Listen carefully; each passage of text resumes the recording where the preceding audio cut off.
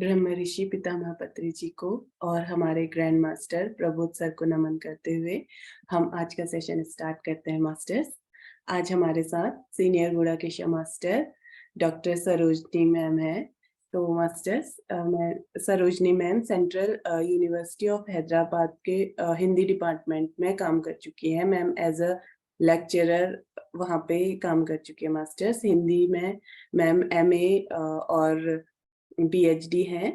1990 से स्वामी सुंदरा चैतन्य सत्संग की मेंबर है मैम। सन 2013 से हमारी सरोजनी मैम ध्यान से जुड़ी हुई हैं और हमारे ध्यान गुरु सुभाष पत्री जी की कई तेलुगु पत्रिकाओं का हिंदी में अनुवाद कर चुकी हैं और वर्तमान में मैम कई हिंदी पुस्तकों का भी तेलुगु में अनुवाद कर रही हैं। गुड़ाकेशा में मैम T4 बैच से जुड़ी हैं। तो मास्टर्स, बस मैं मैम के बारे में सौजन्या मैम की एक शायरी कहना चाहूंगी। दोस्तों, हमारे गुड़ाकेशा की सरस्वती माता है सरोजनी मैम। दोस्तों, हमारे गुड़ाकेशा की सरस्वती माता है सरोजनी मैम। गुरु में ही समर्पित इनका जीवन है। ध्यान और ज्ञान का प्रकाश चारों ओर फैलाती हैं। आज हमें सात्विक भोजन और उपवास के बारे में बताएंगी। तो दोस्तों, ज्यादा देर न करते हुए मैम का स्वागत करें। Welcome you ma'am. Over to you ma'am. Ma'am please camera on कीजिए। पहले पहल मेरे गुरुदेव ज्ञान ब्रह्मा स्वामी सुंदर चैतन्यानंद जी, ध्यान गुरु पितामह डॉक्टर सुभाष पत्री जी, गुरु माता स्वर्णमाला पत्री जी, गुड़ाकेश ग्रैंड मास्टर श्री प्रबोध अच्युत जी और स्वाध्याय किंग श्री प्रदीप अनिरुद्ध जी, गुड़ाकेश के organising committee members Suman ji, रानी जी, संस्कृति जी, जयश्री जी और सभी पार्टिसिपेंट फ्रेंड्स को, अपने माता पिताओं को कोटि कोटि प्रणाम। आज का हमारा विषय है स्वास्थ्य पूर्वक रहना ही महाभाग्य है। मैंने यहाँ पे स्वस्थता के लिए प्रधानता दी गई है। इस स्वस्थता को हम कैसे बनाए रखेंगे, आज इस पर चर्चा करेंगे। तो हम सबको मालूम है, सभी जीवों में मानव को सर्वश्रेष्ठ प्राणी माना जाता है। क्यों मानव को ही सर्वश्रेष्ठ प्राणी माना गया है? मैंने मानव देह के साथ ही माधव के रूप में परिणत होने की संभावना है। मैंने इस परिणाम क्रम में मानव बनने के बाद ही माधव बनने की संभावना। अभी इस सेशन का नाम है आत्मदीपो भव। मैंने अपनी आत्मा को, अपनी आत्म ज्योति को प्रज्वलित करने की संभावना इस मानव देह के साथ ही है। इसीलिए इस देह को स्वस्थ बनाए रखना बहुत जरूरी है। इस समय में एक कालिदास की एक संस्कृत की एक श्लोक को हम याद करेंगे। परोपकारम इदम शरीरम, शरीरमाध्यम खलु धर्म साधनम। परोपकारम, हम क्यों है, मानव देह किस लिए है? वो परोपकार के लिए है, यज्ञ जीवन बिताने के लिए है। हमको बुद्धि दी गई है और व्यक्त करने की शक्ति दी गई है, देखने की शक्ति, सुनने की शक्ति, समझने की शक्ति, बोलने की शक्ति। और सबको इस सृष्टि में जो जितने भी हैं, जो कुछ भी है, उन सबको सहायता प्रदान करने की क्षमता हम में है। तो इसीलिए सर्वश्रेष्ठ प्राणी माना गया है। और इसके साथ हम सभी की सहायता करते हुए अपने देह को स्वस्थ बनाए रखते हुए आगे बढ़ेंगे। और साधना किस प्रकार करेंगे, अपनी स्वस्थता के प्रति हम किस प्रकार की जागरूकता के साथ इन साधनाओं को अपनाएंगे, ये देखेंगे। इस संदर्भ में शंकराचार्य जी का एक ऋग्वेद के एक श्लोक के साथ हम अपनी साधनाओं के अंतर्गत जाएंगे।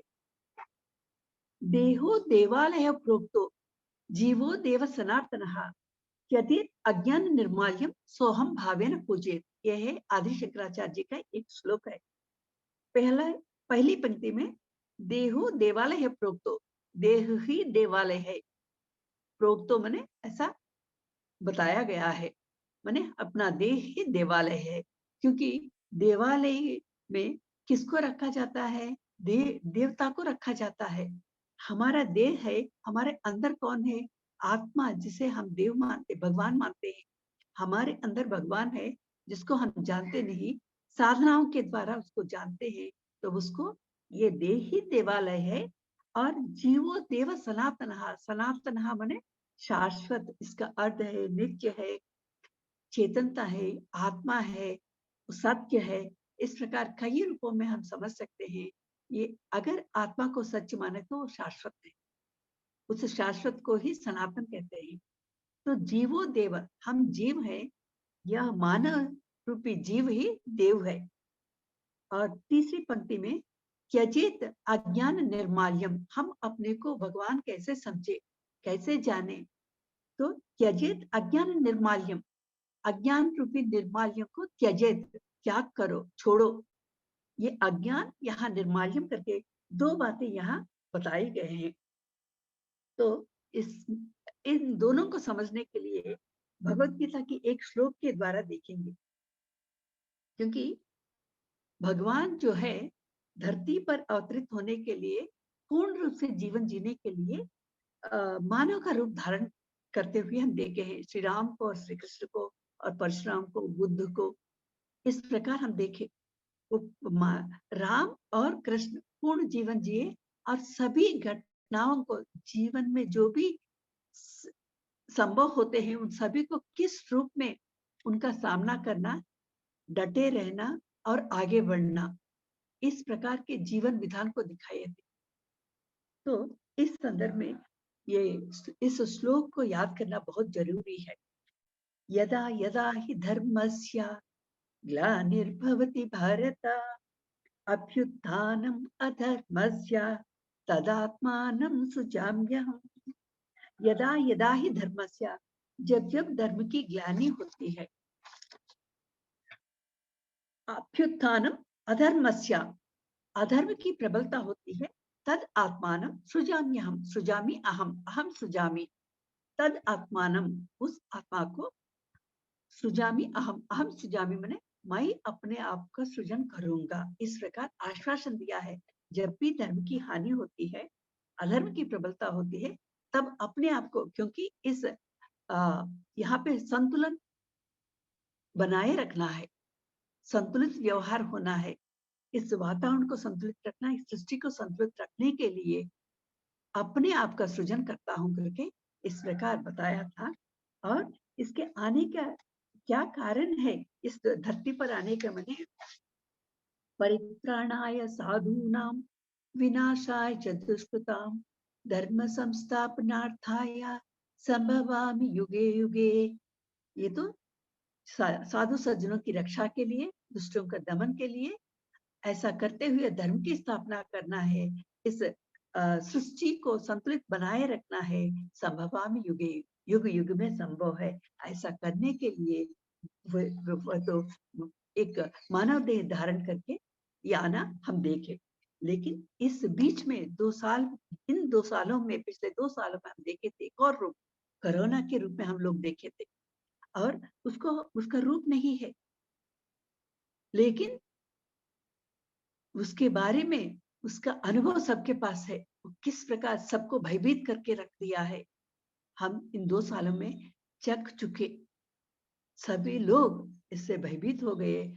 इस माने जब जब अधर्म की प्रबलता होती है, हम तद आत्मानं सृजाम्यहम् करके उसके रूप के बारे में, रूप ना होते हुए भी, अरूप होते हुए भी वो किस प्रकार भयभीत किया, इसका अनुभव हम सबके पास है।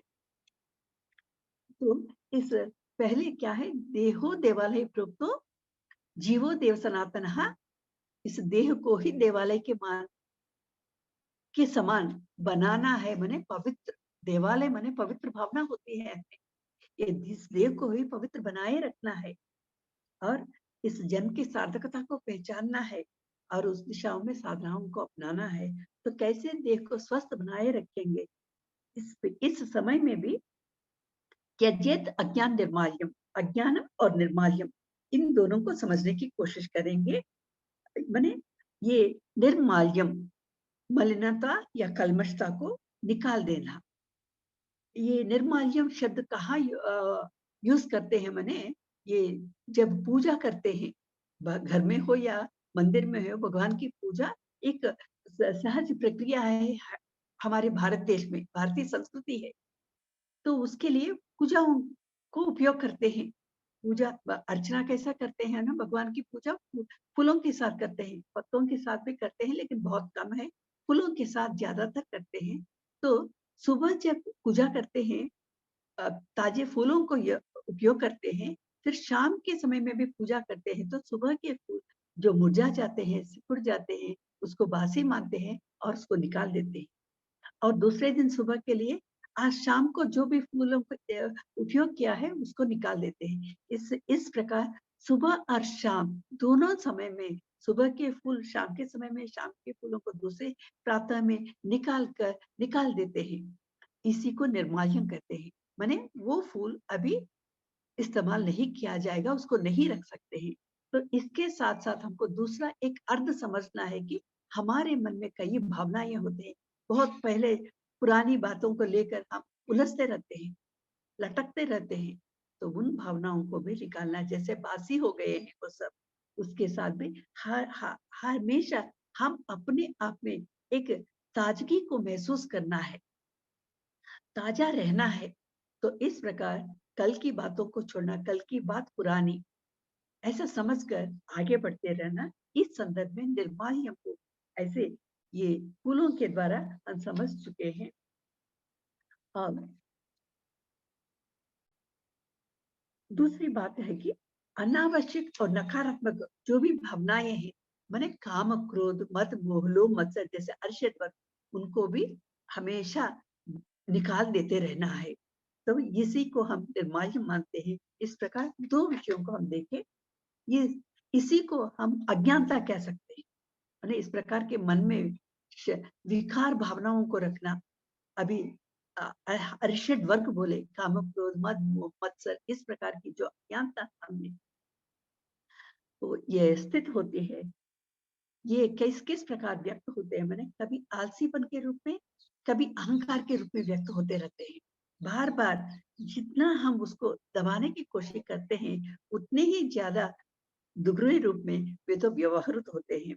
तो इस कारण ये स्वर्ग तुल्य सा जीवन हमारा बिताए जाने का जो जीवन दिया गया है, वो तो नरक तुल्य हो जाता है।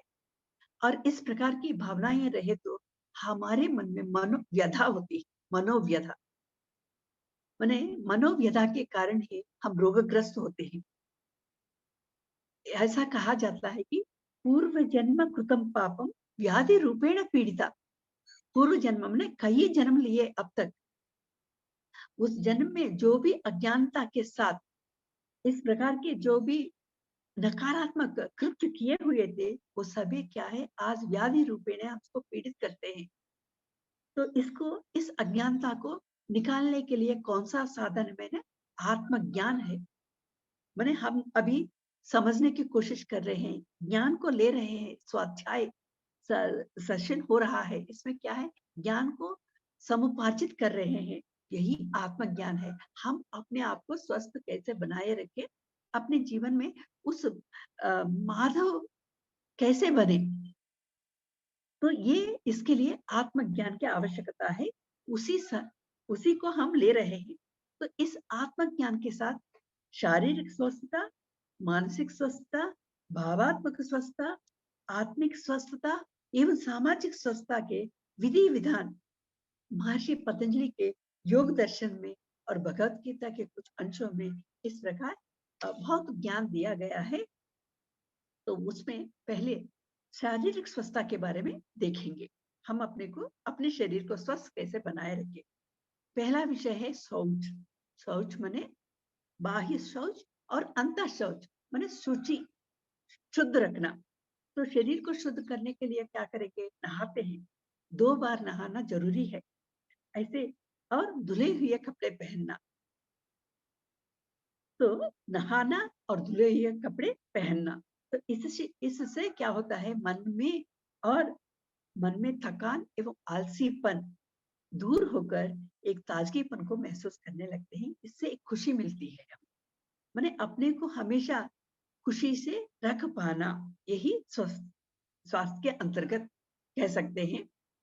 और दूसरी माने शरीर में पहले नहाने की बात देखे थे, और शरीर में हर अंग में लचीलापन होना है। इसके लिए पतंजलि के योग सूत्र में आसन बताए गए।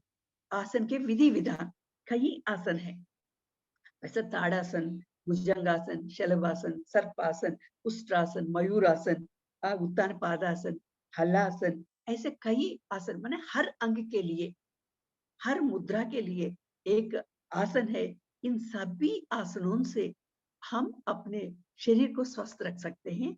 और इसके साथ साथ सूर्य नमस्कार, ये बहुत ही बड़ा साधन और आसन। इसमें 12 बार मैंने सूर्य के नमस्कार 12 नामों से हम करते हैं। हर एक आसन में 12 मुद्राएं हैं, और ऐसे 144 मुद्राएं हम करते हैं, आसन हम कर लगाते हैं। इससे क्या है, शरीर की स्वस्थता बनी रहती है। और ये नहाने की बात शौच के अंतर्गत बताए गए थे।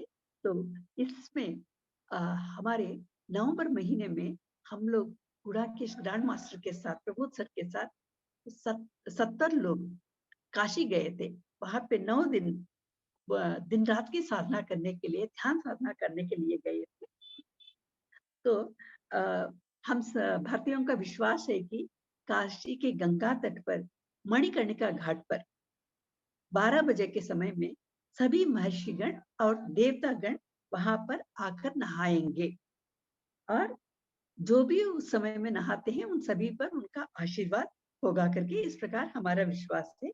तो हम सब लोग भी 70 लोग प्रभु सर के साथ 12 बजे के समय में मणिकर्णिका घाट में पहुंच गए। तो प्रभु सर ने नहाने की विधि को भी बताए। एक नई मेरे लिए नई बात है। तो गंगा नदी में जाकर एक डुबकी लगाकर किनारे पर आकर सीढ़ी पर बैठकर 5 मिनट ध्यान करना। इस प्रकार 3 बार डुबकियां लगाना, फिर 5-5 मिनट ध्यान करना, इस प्रकार बताया। और नहाते समय एकत्व की भावना को लेकर, और गंगा नदी और मैं एक हूं करके, इस प्रकार की भावना को लेकर डुबकी लगाने के लिए कहे थे। वैसे ही सभी लोग किए थे। और पूरा होने के बाद 3 बार डुबकियां लगाने के बाद फिर प्रबोध सर के साथ जुड़कर हम सब लोग एक आधा घंटा ध्यान किए थे। तो इस प्रकार ये आधे घंटे के बाद फिर प्रबोध सर ने क्या किया, पहले जाकर उस गंगा नदी में 1.5 मिनट तक डुबकी लगाए, फिर बाद में 6 मिनट तक वे अंदर रहे। तो इस प्रकार एक अद्भुत, एक अवर्णनीय घटना है। समझे तो गुरु साक्षात पर ब्रह्मा के साथ गंगा नदी की मणिकर्णिका घाट में प्रबोध सर के साथ ध्यान करना एक अनोखी घटना है। अद्भुत एवं अपूर्व एक अत्यंत महत्वपूर्ण पहलू है, ऐसा कहे तो बहुत ही खुशी महसूस किए थे हम लोग उस समय में। और दूसरी स्वस्थता है मानसिक स्वस्थता। पहले शारीरिक स्वस्थता के बारे में देखें, अभी मानसिक स्वस्थता के बारे में देखेंगे। इसके पतंजलि के योग दर्शन में प्राणायाम को बताया गए। प्राणायाम को बने वैसा तो कई विधि विधान है, वैसा अनुलोम विलोम विधान है। और एक माने नाक के बाईं ओर से ऊपर लेना, नीचे करना, और दाएं ओर से ऊपर सांस को लेना, नीचे करना हवा। तो इस प्रकार की विधि विधान भी बताए गए हैं इसमें। और बाईं ओर से पहले छोड़ के फिर अंदर लेकर दाएं ओर से छोड़ना, फिर दाएं ओर से लेकर बाएं नाक से छोड़ना, इस प्रकार की विधि भी है। तो ऐसा हमारे गुरु जी सुंदर चैतन्य जी हमको गायत्री मंत्र के साथ प्राणायाम सिखाए थे। तो मैं ही बताऊंगी कैसा है। पहले बाएं नाक के बाएं ओर से पहले हवा को निकाल देते हैं, फिर अंदर लेते समय दाएं ओर से नाक को दबाए रखकर ओम भुवा ओम भूः, ओम भुवः, ओम सुवः, ओम महा, ओम जनः, ओम तपः, ओम तत्सत्यम करके बंद कर देते हैं दोनों ओर। तो अंदर क्या करते हैं हम, तत्सवितुर्वरेण्यम भर्गो देवस्य धीमहि, अंदर ही महसूस करते हैं। और तब दूसरी ओर अपने दाएं ओर हवा को छोड़ते हैं। फिर लेते समय ओम आपो ज्योतिरसो ब्रह्म भूर्भुव सुवरोम करके लेकर फिर दोनों ओर बंद करते हैं और बाद में फिर बाएं ओर उस हवा को छोड़ते हैं। तो इस प्रकार गायत्री के मंत्र के साथ हम लोग सीखे थे और ये 16 बार करें तो हमारी हमारा स्वस्थ बनी रहती है करके इस प्रकार हमको सिखाए थे। तो एक बार इसे इन गुरुओं को नमन करें। और दूसरा अंश है द्वंद्वों को समझना। इस दुनिया में हर विषय को, हर व्यक्ति के बारे में, हर वस्तुओं के बारे में जब भी हम देखते हैं तो अपने मनोनुसार देखने और समझने लगते हैं। कुछ अच्छे लगते हैं, कुछ अच्छे नहीं लगते हैं। इस प्रकार जिंदगी को इस पसंद नापसंद के बीच में हम निकाल लेते हैं और यही है द्वंद्वता। माने हम भेद भावना देखने लगते हैं। जब तक हम भेद भावना में रहते हैं तब तक हमें संघर्ष, उलझन, उद्वेग, आक्रोश, आवेग, हलचल ये सभी नकारात्मक भावनाएं समय समय पर पनपने लगती। तो यही है हमारी असली मनोव्यथा, जिससे जिंदगी में सुख संतोष होते हुए भी महसूस नहीं कर पाते हैं। तो कैसे हम इससे बाहर आए? माने इससे बाहर आने के लिए इस बदलती दुनिया में सब कुछ बदलते रहते हैं, उसके बारे में बदलते रहते हुए कि आधार क्या है, उस परमात्मा को भी ना बदलने वाला है, उस परमात्मा के बारे में भी हमें ज्ञान प्राप्त करना है। जब तक इस ज्ञान को, इसको आत्मज्ञान कहते हैं, जब तक इस आत्मज्ञान को प्राप्त नहीं कर पाते हैं तब तक हमारी जिंदगी में उतार चढ़ाव होने लगते हैं। तो इस ये उतार चढ़ाव भी इसके पहले भी बताई, अरिषद वर्ग काम क्रोध मद मोह लोभ मत्सर राग द्वेषों के रूप में ये हमारे अंदर स्थित रहते हैं। तो इसको मिटाने के लिए और आत्मज्ञान एवं व्यावहारिक ज्ञान का होना अत्यंत आवश्यक है। तो इसीलिए पतंजलि योग दर्शन में सबसे पहले यम नियमों को बताए थे। पहले यम के बारे में, यम के नियमों के बारे में देखेंगे। 5 नियम है। सत्य, सदा सत्य को ही बोलना है। इसमें बार बार हम चुकते हैं। कारण क्या है ये हम अपने आप में जानते हैं। मैंने सत्य का सामना करना बहुत मुश्किल है, इसीलिए झूठ का सहारा लेकर आगे निकल जाते हैं। लेकिन इस ऐसे आध्यात्मिक जीवन बिताने लगते हैं, धीरे धीरे सत्य को समझने लगते हैं और सत्य के साथ जुड़े रहने की कोशिश करते हैं। और दूसरा विषय है यम में अहिंसा। माने मन से, वाक से, कर्मणा हिंसा ना कुर्यात। तीनों रूपों में माने हर एक विषय के साथ ये मनसा वाचा कर्मणा त्रिकरण शुद्धि से रहना है, जुड़ जाते हैं। तो ये कहीं कहीं भी हिंसा ना करना। और तीसरा है ब्रह्मचर्य और चौथा है अस्थेय और पांचवा है अपरिग्रह। इसके बारे में बाद में जानकारी विवरण रूप से दूंगी।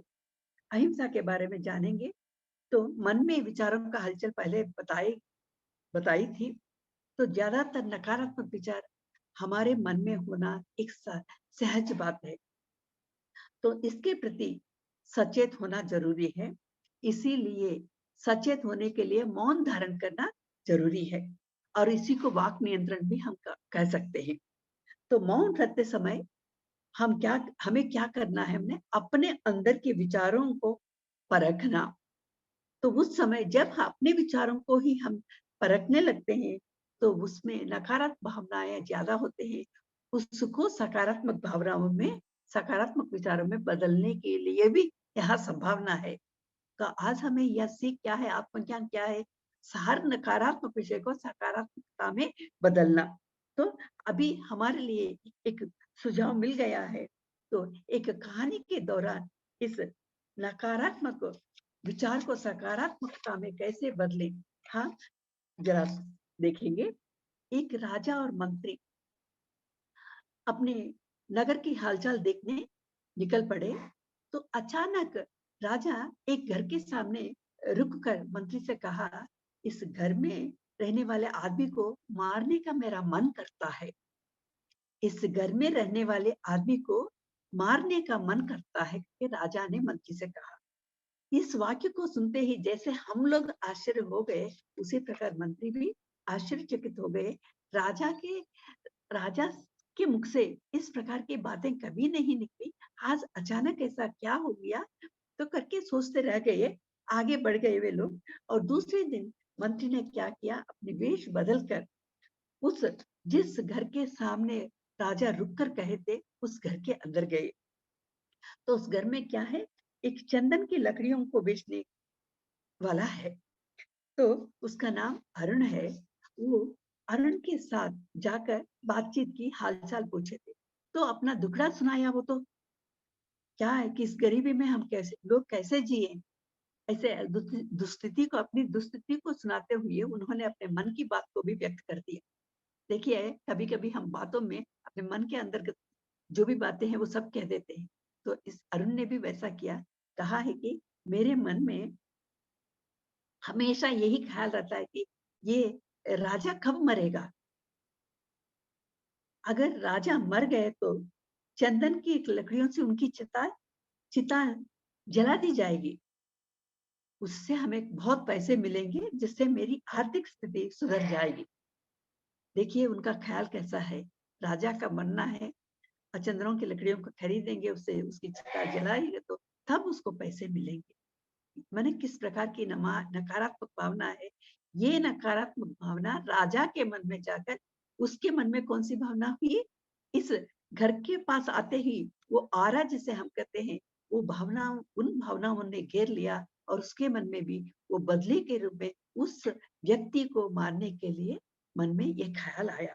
देखिए हमारे मन की नकारात्मक भावनाएं किस प्रकार दूसरों तक पहुंचकर दूसरों के मन को भेद देता है। ये मनोव्यथा, जिससे हम हमेशा व्यथित होते हैं, अस्वस्थ होते हैं। मंत्री ने स्थिति को समझ लिया, इसकी आर्थिक स्थिति को समझ लिया। दूसरे दिन फिर से आकर उस अरुण के पास ढेर सारे चंदन की लकड़ियों को खरीद कर अच्छे से रकम भी उसे दिए थे। तो उसे देखकर बहुत खुश हो गया अरुण। और तब मंत्री ने कहा, अभी तो आपको पैसे मिल गए, आप खुश हो? हाँ बिल्कुल खुश हैं। तब तो जाकर इन लकड़ियों को थैली में भरकर राजा को भेंट कर दो, जाकर अभी कर दो करके। तो खुशी खुशी मानसिकता बदल गई। खुशी खुशी वो तो राजा के पास पहुंच गए और चंदन की लकड़ियों की थैली को उसके हाथ में दिए। और उससे खुशबू आ रही है, उन चंदन की लकड़ियों से खुशबू आती है सर से। तो उस खुशबू को देखकर राजा भी खुश हो गए। ये आदमी, बहुत ही गरीब आदमी, हमको इतना भेंट दे दिया है चंदन की लकड़ियों का करके, वे भी खुश है। और बदले में राजा के पास जो भी जाते हैं रिक्त हाथ वापस नहीं होते, उसको और भी ज्यादा रकम उसके हाथों में दे दिए। तो इस प्रकार मैंने यहाँ पे दोनों के मन में खुशी की भावनाएं वो तो तरंगित हो रहे हैं। और अरुण में और राजा में एक प्रकार एक दूसरे के प्रति जो द्वेष भावना पहले स्थित थी वो मिट गई। मैंने इनके पीछे किनकी भावनाएं काम किए, मैंने मंत्री की सकारात्मक दृष्टिकोण, मंत्री का, और उनकी सूझबूझ, इससे दो लोगों में द्वेष भावना को निकाल दिया गया और उनकी जिंदगियों को बचा दिया। तो इस प्रकार की सकारात्मक प्रवृत्ति हर एक में होना है। ये हम सब के लिए एक सबक है, सीख है। तो आज से हम लोग भी जब कभी ऐसे, इसके लिए मौन धारण करना जरूरी है। अपने मन में किस प्रकार की हलचल हो रही है, क्यों हो रही है, किस प्रकार सकारात्मक रूप में बदल सकते हैं इसको। तो इस प्रकार के सोच को नियंत्रित करना। और दूसरा है वाक, मन से, वाक से मन में विचार होते हैं, उसको देख लिया। वाक, वाक के संदर्भ में पितामह पत्री जी का कहना है कि युक्त भाषण माने सही वाक, सही वाणी हमसे निकलना है। मित भाषण और निर्भाषण, निर्भाषण मौन, हम पहले ही देख चुके मौन के बारे में। और युक्त भाषण, किस प्रकार मंत्री ने उस अरुण के साथ जाकर किस प्रकार की बातें की, कैसे उसके मन की भावना को निकाल कर राजा के पास भेज दिए। तो इस प्रकार जो भी बातें हैं, सही बातें करना। और मित भाषण, जितनी जरूरत है कम कह पाना। तो इस प्रकार हम ये 3 रूपों में इस वाक को कैसे नियंत्रित कर सकते हैं। तो यहाँ पर अवतार मेहर बाबा 46 साल मौन रहे थे, और गांधी जी हफ्ते में 1 दिन वो मौन रहते थे। और रावण महर्षि जी, तिरुवन्नामलाई के रमण महर्षि को भगवान कहते हैं, ये हमेशा ज्यादातर मौन में ही निमग्न रहते थे। बहुत कम बातें किया करते थे, कभी-कभी कोई कुछ पूछने पर चंद शब्द कहते थे। और मेरा जो अनुभव है, क्यूएलयू में सोल कोच ट्रांसफॉर्मेशन प्रोग्राम के लिए 2 बार गई थी 10 दिनों के लिए। तो दोनों बार 30 घंटे मौन धारण करवाए हमसे। मैंने दोनों बार मैंने 60 घंटे, मैंने एक लगातार 30 घंटे एक साथ, और 3 घंटे लगातार वो ध्यान भी करवाए, अखंड ध्यान करवाए थे हम सबसे। तब से लेकर मैं भी हर एकादशी के दिन, अमावस्या के दिन, पूर्णिमा के दिन मौन, थोड़ा मौन धारण करना शुरू किया। और उस समय अपक्व भोजन, एक विद्यानंद प्रकाश गिरी जी, एक आंध्रा के एक योगी महात्मा है, तो उनके घर में हर हफ्ते में, वो योगी बनने के पहले हर हफ्ते में अपक्व भोजन माने कंद मूल फल, ऐसा भोजन, अंकुरित बीजों को खाना, इस प्रकार किया करते थे। तो उससे प्रेरित होकर मैं भी इस प्रकार के ये अपक्व भोजन करने लगी मैं भी।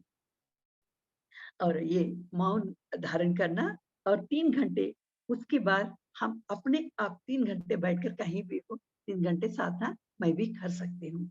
तो ये क्वांटम लाइफ यूनिवर्सिटी की देन है, इस प्रकार के मौन धारण करने की क्षमता को बढ़ाए थे, और ध्यान 3 घंटे लगातार करने की क्षमता को बढ़ाए थे। इसके लिए उनको भी एक बार नमन करेंगे।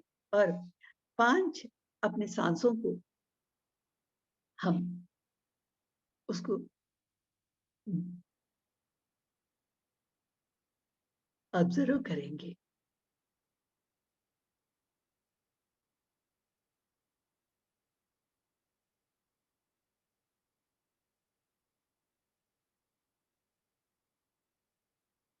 धीरे-धीरे मुस्कुराते हुए हम अपने आँखों को खोलते हुए फिर गुरु शक्ति के साथ जुड़कर इस विषय के अंतर्गत आ जाएंगे। हमारे सुंदर चैतन्यानंद आश्रम में भी ज्यादातर सभी लोग मौन ही धारण करते हैं। या तो सेवा करना, या तो अपने कमरे में जाकर अपनी साधना में लग जाना। बस यही 2 साधनाएं वहां पे मैं तो सीखी थी। तो यहाँ पे दक्षिणामूर्ति के एक श्लोक को याद करेंगे। सनक सनंदनादि महर्षि लोग बड़े, वो तो बालकों जैसे दिखाई देते हैं। एक समय में कुछ संदेह को लेकर दक्षिणामूर्ति जी के पास गए। तो दक्षिणामूर्ति जी वहां पे वृक्ष के नीचे ध्यानमग्न रहे थे, और चिन्ह मुद्रा को धारण करते हुए। तो उनको देखते हुए ये लोग भी मौन रहे, कब खोलेंगे, कब आंखें खोलेंगे करके ऐसे देखते रहे। लेकिन उस मौन में उन लोगों को एक उनके संदेह की निवृत्ति हो गई। तो इस संदर्भ में एक श्लोक है,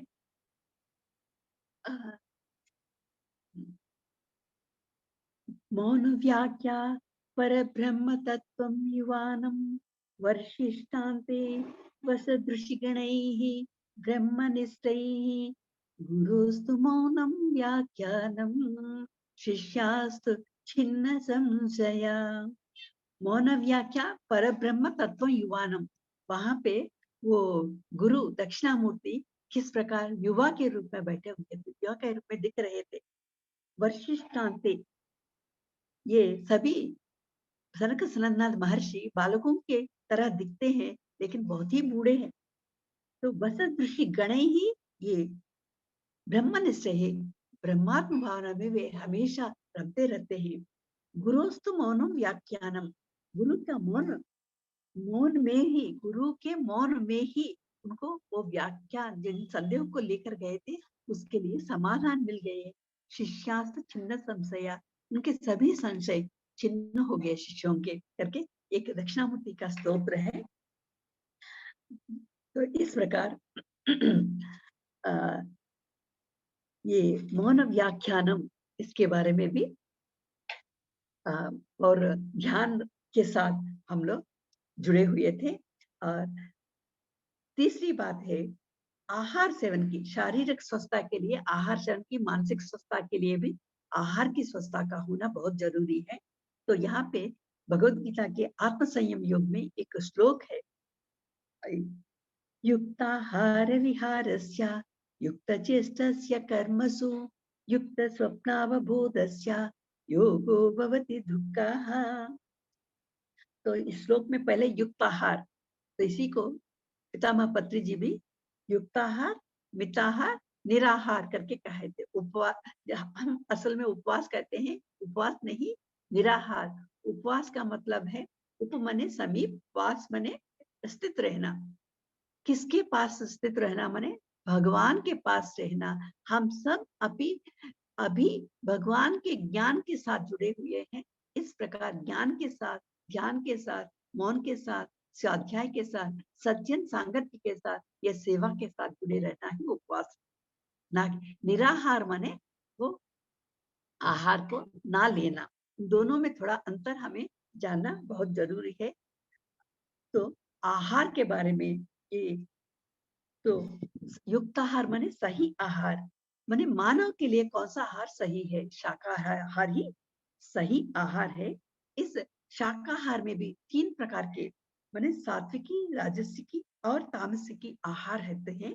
ये तामसी आहार कुंभकर्ण को सूचित करता है। माने ऐसे बासी चीजें खाए तो केवल सोते हैं हम, आलसीपन महसूस करते हैं, कुछ काम करने की उत्सुकता नहीं रहती है और बेफिजूल बातें करने लगते हैं। इस प्रकार अपने समय को गवा लेते हैं। एक कुंभकर्ण का तत्व है। तामसी आहार के लिए कुंभकर्ण को माने एक प्रतीकात्मक रूप में दिखाया गया। और राजसी आहार अपने में अहंकार, ये बहुत बार बार भेदता रहता है। अपने बारे में मैं करके, मेरा है करके इस पर अधिकार जताने की कोशिश करते हैं। इसके लिए रावण तत्व को दिखाया गया है। रावण तत्व में क्या है? सब कुछ उसके पास होते हुए भी दूसरे विषय को भी अपनाने की कोशिश की। सीता का अपहरण करने में बहुत बड़ा अन्याय अपने आप के साथ किया। इस प्रकार के गलत कृत्य करते हुए, माने राजसी गुण इस प्रकार प्रेरित करते हैं, इंद्रियों के प्रभाव में आ जाते हैं, जैसे इंद्रिय लोलुप हो जाते हैं। तो इसीलिए सात्विक आहार का लेना हमारे लिए बहुत सही है। सात्विक आहार के साथ हम उस परम तत्व को प्राप्त करना है, उस दिशा में हमें जाना है। इसके लिए ताजी सब्जियों और ताजा फल, अंकुरित बीजों को या सूखे फलों को, जैसा बादाम, किशमिश, अखरोट, पिस्ता, इस प्रकार की चीजों को लेना बहुत जरूरी है। और ताजी सब्जियों को पकाकर 3 घंटों के अंतर्गत ही खाना खा लेना है करके इस प्रकार भी पितामह पत्री जी इस पर ज्यादा ध्यान देते हैं।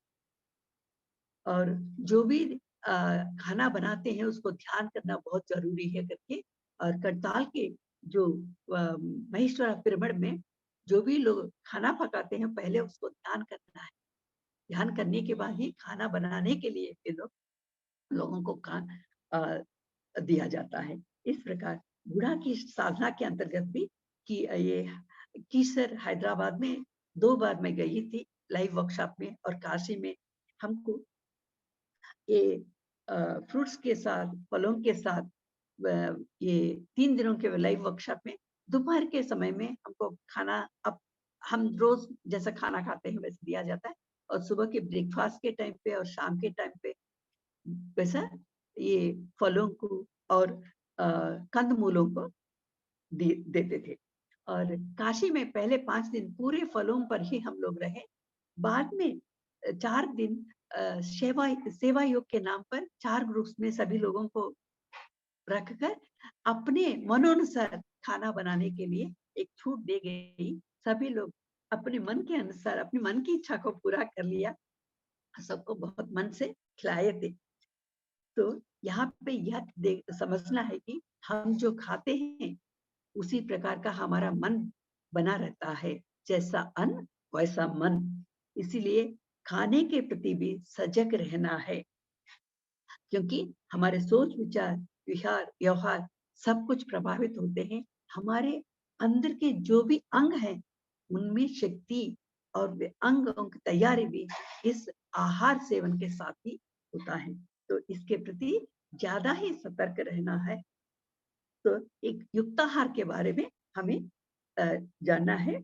ये सात्विक आहार माने वह भी कितना लेना है। सात्विक आहार को भी मित मात्रा में, मित आहार के रूप में लेना। युक्त आहार को, सही आहार को मित मात्रा में, और हफ्ते में एक बार निराहार, या तो पानी पे रह सकते हैं, नींबू पानी पे या नारियल पानी पे वैसा रह सकते हैं, या तो नहीं रह सकते हैं तो फलों पर रह सकते हैं।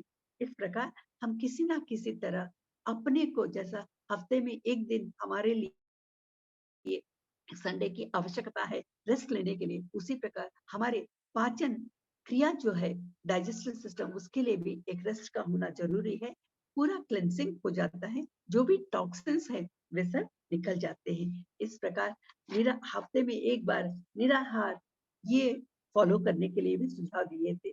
और महात्मा गांधी हफ्ते में एक बार इसका भी मौन के साथ साथ निराहार के पालन भी करते थे।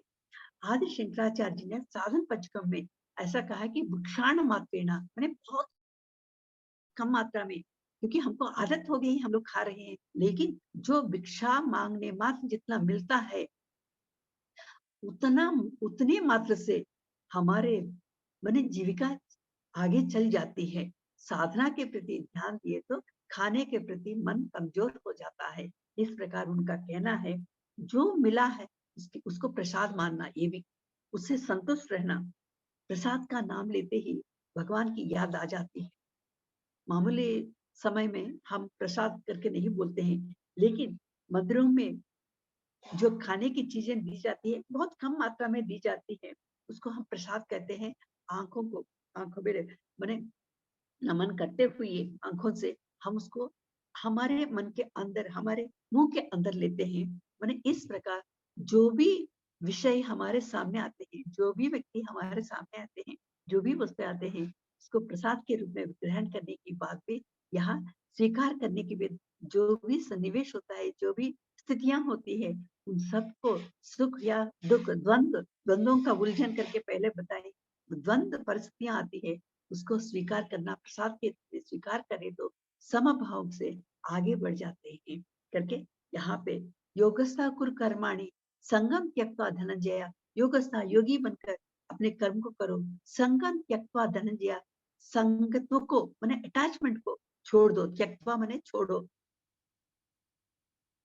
सिद्ध सिद्धो समो भूत्वा, अगर प्राप्त होने पर भी, ना प्राप्त होने पर भी समो भूत्वा, समत्व भाव की, समत्व भावना को अपनाते हुए, समभाव से स्वीकार करते हुए, समत्वम योग उच्यते, समत्व की भावना को ही योग कहते हैं। इस माने समतुल्य रहना है, समता को अपनाना है, समभाव में रहना है, हर एक विषय को, व्यक्ति को, वस्तु को समान रूप से स्वीकार करना है करके इस प्रकार का ज्ञान भी यहाँ दे रहा है। तो इस खाने के संदर्भ में प्रबोध सर के साथ हमारा एक अनुभव को आपके साथ साझा करना चाहती हूँ। एक दिन ऐसे ही अक्टूबर महीने में पॉटलक लंच में गई थी। वहां पे दोपहर के 1 बजे से 2 बजे के बीच में खाने का समय रहता है। तो उस दिन 2 बजे के बाद प्रबोध सर आए, हम सब लोग इंतजार करने लगे, भूखे भी थे। तो सर ने आकर सभी जो भी खाने की चीजें लाए थे उसके प्रति दृष्टि, दिव्य मंगल दृष्टि जिसे हम कहते हैं, प्रसारित किया। और हम लोग सर्व करने ही वाले थे, तो प्रभु सर ने कहा कि हम सर्व करेंगे आप लोगों को, आप अपनी थालियां जो भी है वो लेकर बैठ जाइए। तो सभी लोग बैठे और प्रभु सर ने क्या किया, एक एक पुलिहोरा, जो इमली का चावल कहते हैं, खट्टा चावल, तो उसको लेकर एक एक स्पून सभी की थालियों में डाले थे और उसको 5 भागों में विभाजित करने के लिए कहे थे। एक भाग को 1 टेबल स्पून, आप समझिए, 1 टेबल स्पून को 5 भागों में विभाजित करना, उसके एक भाग को मुंह में रखना, खाना नहीं, 5 मिनट ध्यान करना और बाद में भी खाना नहीं। जो रस निकलता है, चबाते समय जो रस निकलता है, लाला जल के साथ उस रस को अंदर लेना है, निगलना नहीं। तो इस प्रकार 5 बार करवाए, 5 भागों को 5 मिनट का ध्यान करवाते हुए, और दोबारा फिर से एक-एक स्पून को ही डाले थे हमारे थाली में। तो दोबारा भी ऐसे ही उन्होंने किए थे दोबारा। तो इसमें क्या है, एक 45 मिनट्स 40 मिनट्स ऐसा हो गया है, 50 मिनट। तो सब सर ने तब जाके कहा आप अभी खा सकते हैं अपने मन के अनुसार। लेकिन तब तक हमारी भूख बहुत कमजोर पड़ गई और हम लोगों को ऐसे बताकर फिर बाद में प्रभु सर ने खाना खाया। और ये मैंने यहाँ मैं क्या समझी, मैंने इस प्रकार खाते समय हम उसके प्रति ध्यान देते हुए, मैंने हर एक विषय ध्यान स्थिति में करने की बात सिखाई गई उस दिन। धीरे धीरे खाएंगे, चबाते हुए उस लाला जल के साथ जब वो मिलता है अन्न रस, उसके साथ मैंने यहाँ अंदर जाकर पचाने की जरूरत नहीं पड़ती है। और वो पचाने की जो शक्ति है वो हमारी बुद्धि को मैंने विकसित करने के लिए काम आती है। बुद्धि के विकास के लिए एक प्रक्रिया, कम खाना और धीरे धीरे खाना, चबाते हुए लाला जल के साथ मिलाते खाना, उस रस को ही पान करना है, ना कि खाना। तो इस प्रकार के कई चीजों को एक साथ सिखाए थे। तो ये प्रसाद को खाना मने उतने कम मात्रा में इस प्रकार के खाने की बात को सिखाए, जिससे हमारी बुद्धि का विकास, इससे हम आगे अपने साधनाओं में आगे बढ़ सकते हैं। और साधना कहाँ तक ले जाती है, माने माधव बनना है, आत्मदीपो भवा, साधना में आगे बढ़ जाना है। तो इस प्रकार एक अद्भुत ज्ञान को ध्यान के साथ प्रदान किए थे, ईटिंग मेडिटेशन। तो एक बार 5 अपनी सांसों को हम देखने की कोशिश करेंगे। प्रबोध सर की एनर्जीज के साथ जुड़ जाएंगे, गुरु शक्ति से जुड़ जाएंगे।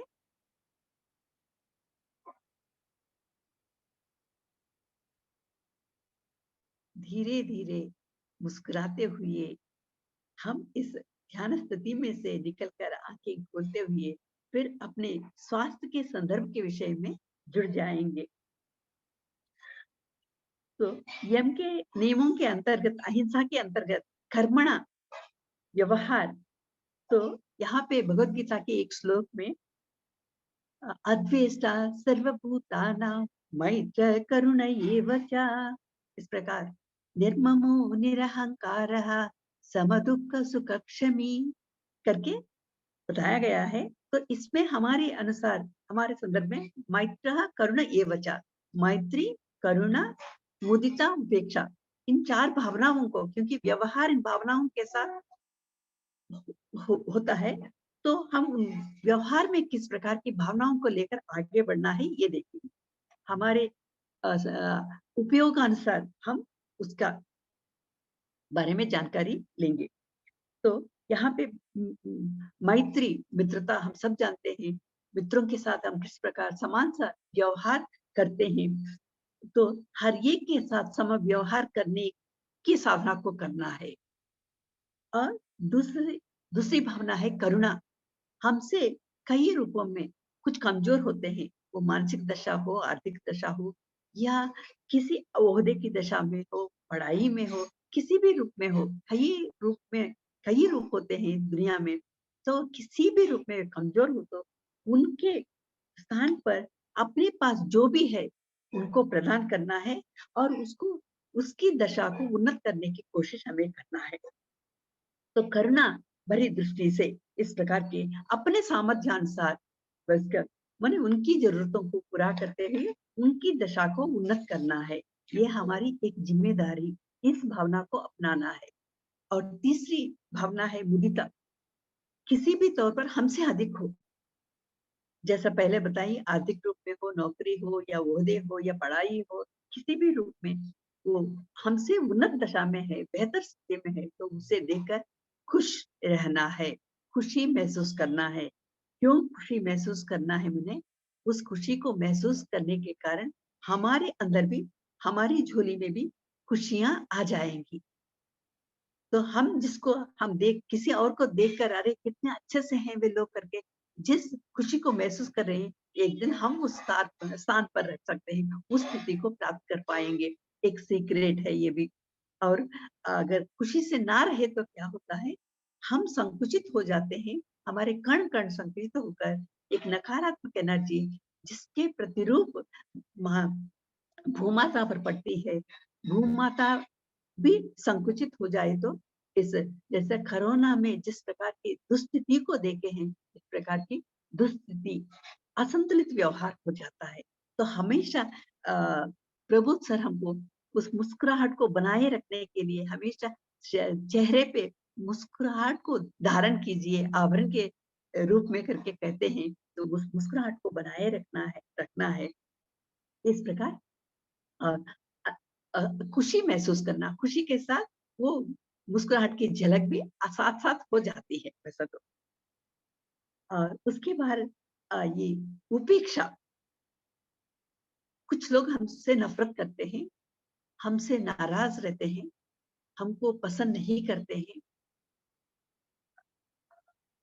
हमारी मौजूदगी को भी पसंद नहीं करते हैं, हमसे दूर रहना चाहते हैं। इस प्रकार कुछ लोग रहते हैं, माने हम उस दिशा अ, हमसे बढ़कर के कुछ लोगों को देखा और हमसे कम लोगों को भी देखते हैं यहाँ पे। तो इसके साथ हमें किस प्रकार का व्यवहार करना है, क्योंकि हर एक की स्थायी अलग-अलग होती है। लेकिन हम आत्मज्ञान की साधना में लगे हैं, तो उस समय हमारे मन में उसके प्रति एक माने एक न्यूट्रल तटस्थ की भावना, उपेक्षा की भावना, उनकी भावनाओं को इग्नोर कर दीजिए, उनकी नकारात्मक भावनाओं को इग्नोर करके पहले राजा और मंत्री के बारे में जिस कहानी को सुने, उस मंत्री ने किस प्रकार व्यवहार किया, उस अरुण नामक व्यक्ति के पास जाकर उसकी आर्थिक स्थिति को बदलने की कोशिश करके उसकी मनोस्थिति को बदल दिया। यहाँ पे हम भी उसी प्रकार हम क्या कर सकते हैं यहाँ से?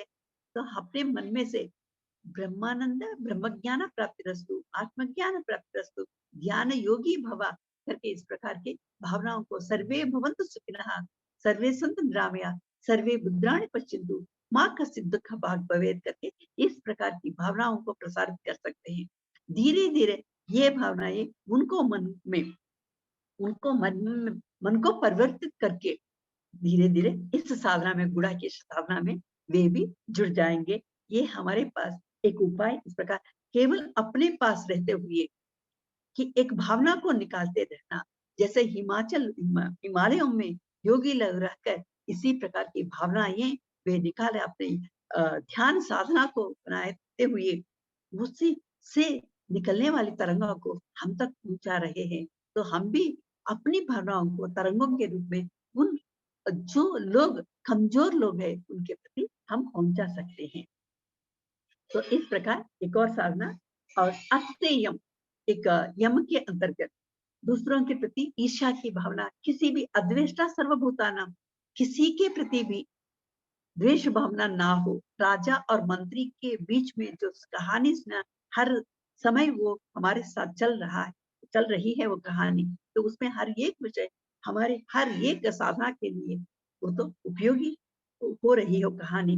तो इसीलिए ईर्ष्या की भावना, किसी में द्वेष की भावना, का क्रोध की भावना, मत्सर की भावना, दंभ की भावना, अहंकार की भावना इस प्रकार का ना होना है।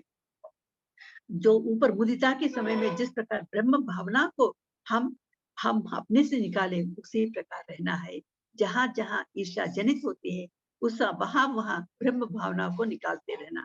सर्वे भवन्तु सुखिनः, बस इस प्रकार की भावना को निकालते रहना। और पांचवा है अपरिग्रहम, जरूरत के मुताबिक ग्रहण करना, माने कम मात्रा में खाना। वहां पे खाने के बारे में मिताहार, निराहार और मित भाषण, निर्भाषण, मौन के रूप में जैसा देखे थे हम लोग, तो वैसे ही जितनी जरूरत है उतना ही ग्रहण करना। एक साधु संतों के जीवन देखे तो बहुत ही सात्विक सा जीवन बिताते हैं, निराडंबर जीवन बिताते हैं। उसके पास ब्रह्म ज्ञान है, लेकिन ब्रह्म ज्ञान होते हुए भी कितने निराडंबर रहते हैं। तो उसको हमें अपनाना है, उसको देखना है। उसी प्रकार अनावश्यक विषयों को निकाल देना, जितनी आवश्यकता है उसको अपनाना। इस संदर्भ में मैंने ये साधु संतों के बारे में, ये सन्यासी के जीवन भिक्षाटन करते हुए कैसे जीवन बताते हैं। अपने पास बने सन्यासी के पास दो चार कपड़े बड़ी मुश्किल से रहते हैं। एक भिक्षा पात्र, एक कमंडल, एक चटाई और चादर के साथ रहते हैं और अपनी जिंदगी को आसानी से बिता देते हैं। माने यहाँ पे सन्यासी के लिए एक नियम है, अपरिग्रहम, जरूरत से ज्यादा चीजों को नहीं बटोरना है। हम क्या करते हैं, बटोरते हैं, परिग्रहम करते हैं। लेकिन एक सन्यासी का जीवन, सात संतों का जीवन अपरिग्रहम, माने हमारे लिए साधना के अंतर्गत ये बताया गया है। तो अभी अनावश्यक विषयों को, सभी चीजों को निकाल देंगे। और खाने के लिए भिक्षा में जो भी मिलता है उसको प्रसाद के रूप में स्वीकार करना। इस प्रसाद के बारे में भी पहले बता दिया है। तो मैंने अनावश्यक विषयों को त्यागना है, बस इतना हम समझ लिए आगे बढ़ेंगे। और पतंजलि महर्षि के सूत्रों के अंतर्गत यम के बाद नियम आते हैं। इसके अंतर्गत शौच माने अंतर शौच, बाह्य शौच। बाह्य शौच नहाने के रूप में, स्नान करने के रूप में देख लिया। अंतर शौच मानसिक, हमारी कमजोर मानसिकता को किस रूप में, किन भावनाओं के साथ बाहर निकालना है उसको देखा। वो तो अज्ञानम, अज्ञान में गलत काम कर बैठते हैं। ज्ञान के साथ किस प्रकार हम अपने को बदल पाते हैं। मंत्री और राजा की कहानी के द्वारा सकारात्मक भावना के साथ मानसिक व्यथा को निकाल देते हैं, माने मानसिक रूप में स्वस्थ बन जाते हैं। और संतोष, जो मिला है, जितना मिला है, जितनी कम मात्रा में मिले या ना मिले, सिद्ध सिद्धो समो भूत्वा समत्वं योग बुझते, सिद्ध होने पर भी, मिलने पर भी, ना प्राप्त होने पर भी हमें खुशी से रहना है। इसीलिए हम हमेशा खुशी से रहना ही प्रबोध सर के एक साधना हमको बताते हैं। अक्सर वे रहते हैं और हमको सिखाते हैं। और इस प्रकार ये शौच के बारे में, अंतर बहित तत्सर्वम व्याप्य नारायण स्थितः, हमारे अंदर, हमारे भाग, वो नारायण, परमात्मा स्थित है आत्मा के रूप में। उसको पहचानने की दिशा में आगे बढ़ना, इसके लिए शौच शुद्ध होने की आवश्यकता है। और स्वाध्याय, स्वाध्याय, अभी इस स्वाध्याय के अंतर्गत इस विषय में, इस स्वस्थता ही महाभाग्य है। किस प्रकार स्वस्थ बनना है करके कई विषयों को, कई साधनाओं की जानकारी दी, ये स्वाध्याय के अंतर्गत हम कर रहे हैं। तो इस प्रकार का स्वाध्याय के सेशंस हमेशा एक दूसरे के लिए इंस्पिरेशन बनते रहना है। और तपस्या, तो इस एक विषय को लगातार करते रहना ही तपस्या है। अपने को तपाना माने जिज्ञासा, जिज्ञासु बनना है। एक विषय को पाने के लिए अभ्यास करते रहना, ये है जिज्ञासा। जिज्ञासा या तपस्या हम इसको कह सकते हैं।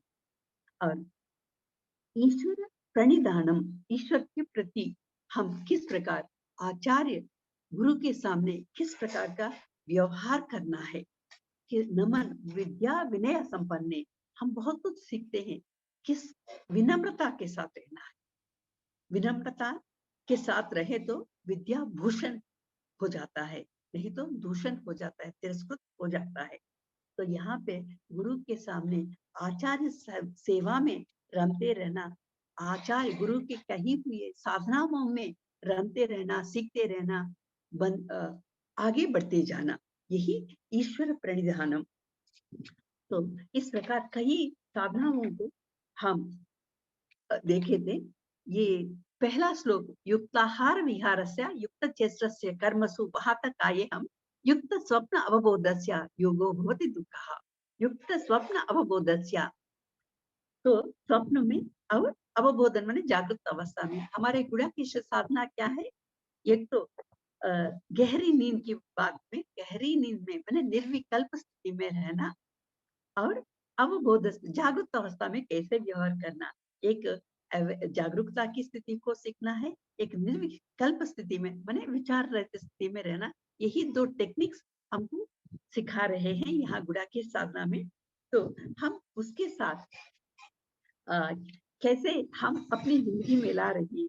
रात के समय में 9 बजे से लेकर सुबह 6 बजे तक हम लगातार ध्यान साधना, बीच में सज्जन संगीत का स्वाध्याय थोड़ा कर रही हैं, और लाफिंग योगा, डांसिंग योगा, माने अपने मन को खुशी देने वाली कुछ बातें, और एनर्जी योगा में जो आसन उनके साथ, उसमें हम एनर्जी को प्राप्त कर रहे हैं। हर एक विषय को एनर्जी के साथ, एनर्जी ही आत्मा है, चेतनता है, जुड़ रहे हैं।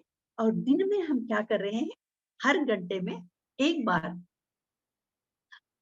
5 मिनट योग निद्रा करना।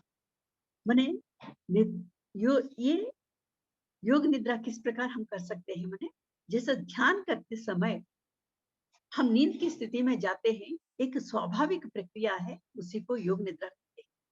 तो दिन में, क्योंकि रात भर हम जागरूकता के साथ ध्यान करते हैं, तो दिन में किस प्रकार करना? माने 1 घंटे में 5 मिनट योग निद्रा करें, अपने को रिलैक्स कर दें पूरी तरह से।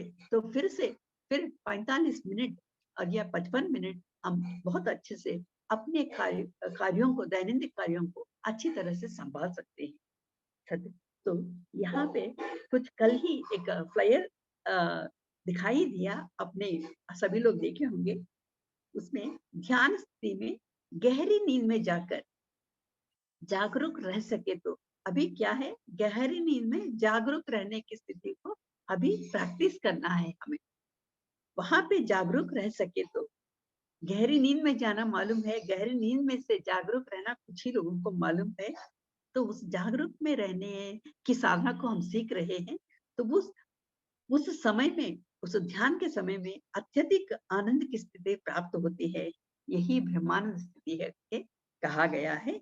इस पल को, इस ब्रह्मानंद स्थिति के पल को पकड़कर जितनी देर तक रह सके उस कोशिश में लगे रहना है। तो ये हमारी साधना अभी यही गुणाकेश उन्नत प्रशिक्षण का एक मुख्यांश है करके कल के फ्लायर में ये बताया गया है। और इससे त्यजेत अज्ञान निर्माल्यम, साधनाओं के द्वारा हमारे अंदर स्थित अज्ञानता को मिटाते हुए तो हम आगे बढ़ रहे हैं जागरूकता की स्थिति में, और विचार रहित, विकार रहित स्थिति में भी हम पहुंच रहे हैं।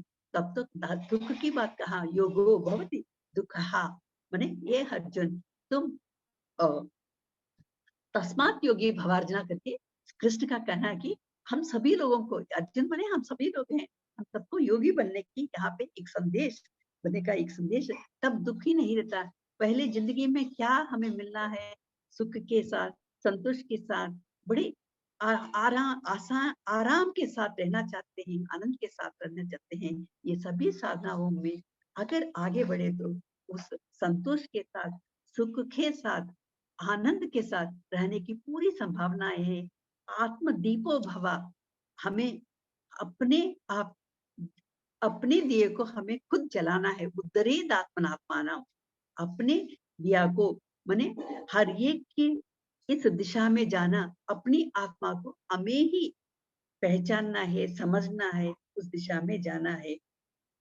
तो इससे क्या है, अगर व्यक्ति ही समझती है, व्यक्ति की जिंदगी संवर गई तो समाज भी संवर जाता है। सामाजिक स्वास्थ्य की आवश्यकता माने व्यक्ति की स्वस्थता समाज में प्रतिफलित, जिस प्रकार भूमाता में प्रतिफलित होती है हमारी खुशी, भूमाता के वो उन्नति हमारी खुशी में है, और उसका पतन भी हमारे दुख में है। तो यहाँ पे हम खुशी के साथ ही, हर स्थिति में खुशी के साथ रहना ही हमारी जिंदगी का एक मुख्य अंश है। तो जब इस प्रकार खुशी की स्थिति में मुस्कुराहट के साथ रहते हैं तो सामाजिक जीवन भी स्वस्थ होता है, भव्य होता है। हमारा जीवन स्वस्थ हो और सामाजिक जीवन भव्य हो, यही पहले हम आदि शंकराचार्य जी का श्लोक को लेकर शुरू किए थे। उसकी आखिरी पंक्ति, यद्यत अज्ञान निर्माल्यं के बाद सोहम भावेन पूजयेत, स अहम अहम सह भावेन पूजयेत, अहम सह मने अहम शिवः, सह मने यहाँ मैं शिव हूँ, शिव मने मंगल स्वरूप हूँ। सोहम अहम सह वही मैं हूँ। मैं कौन हूँ? मैं मंगल स्वरूप हूँ, शिव हूँ। सत्यम शिवम सुंदरम, सत्य ही शिव है, शिव ही सुंदरता है। इस प्रकार पूजये, इस प्रकार की भावना से हम अपने आप को पूजना है, अपने प्रति गौरव देना है, अपने स्वास्थ्य के प्रति इस प्रकार की जागरूकता के साथ व्यवहार करना है। मानव की सार्थकता अयम आत्मा ब्रह्मा, ये बनना है। तत्वमसि वही तुम हो। जब मैं अपने को समझती हूँ, सब में सर्वत्र, उस भावना के द्वारा विश्व को समझ सकती हूँ, सर्वत्र वही देख पाती हूँ, सर्वत्र परमात्मा स्वरूप। यही आज के ये आरोग्य में महाभाग्यम, स्वास्थ्य पूर्वक रहना ही महाभाग्य। हमारे मानव जीवन की सार्थकता, ये महाभाग्य क्या है? मैं ब्रह्मा हूं करके ये जानना ही हमारी जिंदगी का सबसे महाभाग्य है। इस प्रकार के ध्यान, इस सेशन में इस प्रकार के मौका को, जो सुनहरा मौका मुझे दिया गया है, इस गुड़ाकेश के सभी ग्रैंड मास्टर श्री प्रबोध अच्युत जी के आत्मदीपो भव सेशन के अंतर्गत अपने ज्ञान गुरु ब्रह्म सुंदर चैतन्यानंद जी, पितामह सुभाष पत्री जी, गुरुमाता स्वर्णमाला पत्री जी, गुड़ाकेश ग्रैंड मास्टर प्रबोध अच्युत जी और स्वाध्याय किंग प्रदीप अनिरुद्ध जी और organising committee members Shri Suman ji, Shri Dani जी, श्री जयश्री जी, श्रीमती और संस्कृति जी और गुड़ाकेश के पार्टिसिपेंट मेंबर सभी लोगों को, माता पिताओं को कोटि कोटि प्रणाम। Thank you, thank you, thank you. Thank you so much ma'am. आपने इतना अच्छा हमको ज्ञान, हमारे साथ ज्ञान साझा किया और हमको ये बताया कि सुबह के जो फूल हैं वो हम शाम को जैसे पूजा में यूज नहीं करते हैं, शाम के सुबह यूज नहीं करते, तो उसी तरह हमको भी एकदम तरोताजा रहकर पुराने विचारों को छोड़ना है। और आपने जो पतंजलि के 8 सूत्र बताए यम नियम, आसन, प्राणायाम, प्रत्याहार, धारणा, ध्यान, समाधि, इतने कम टाइम में मैम आपने इतना विस्तार पूर्वक हमको समझाया, इसके लिए बहुत बहुत धन्यवाद। ईटिंग मेडिटेशन भी आपने आज हमको सिखा दिया और हाँ, योगी बनकर रहना है, दूसरों से अटैचमेंट नहीं रखना है, दूसरों की खुशी में खुश रहना है, ईर्ष्या नहीं करना है। इतना सारा ज्ञान मैम आपने हमको इतने कम समय में दिया, जैसे बोलते हैं ना जैकपॉट ऐसा आज का सेशन रहा ma'am. Thank you so much ma'am. और मास्टर्स, आप लोगों का भी बहुत बहुत शुक्रिया, इतने टाइम तक आप हमारे साथ बने रहे। बहुत बहुत धन्यवाद मास्टर्स। अगर आप लोगों को मैम के साथ कोई प्रश्न पूछना है या कोई एक्सपीरियंस शेयर करना है तो प्लीज हैंड रेज कीजिए। टाइम थोड़ा सा ज्यादा हो गया है, इसलिए हम लोग शॉर्ट में क्वेश्चन आंसर्स लेंगे।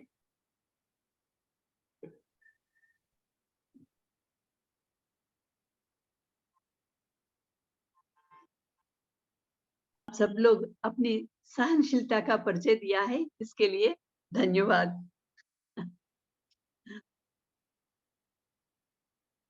Okay, thank you so much ma'am. इतने अच्छे सेशन के लिए तो हम वेट करते हैं, इसमें सहनशीलता की कोई बात ही नहीं है हमारा ही फायदा है। Thank you ma'am, thank you so much ma'am. तो मास्टर्स इसी के साथ हम आज का सेशन यहीं पे बाइंड अप करते हैं, फिर कल मिलेंगे masters. Thank you so much. Thank you ma'am, thank you so much ma'am. Thank you ma'am. Thank you.